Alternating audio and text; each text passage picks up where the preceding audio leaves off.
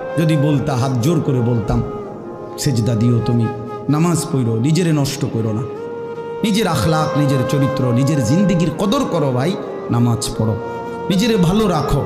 অশ্লীলতা, বেহায়াপনা, নোংরা ছবি, নর্তকীর নাচ, জিনা, ব্যভিচারের দৃশ্য দেখো না বাপ, দেখো না।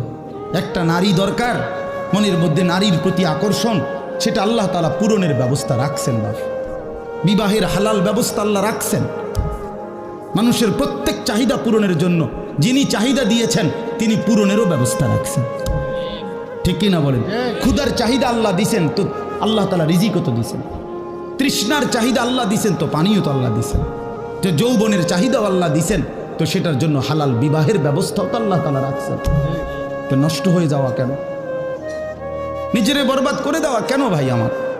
দয়া করে প্রত্যেকে ইনশাআল্লাহ আখলাকের হেফাজত করি এবং 5 ওয়াক্ত নামাজ পড়তে চেষ্টা করি।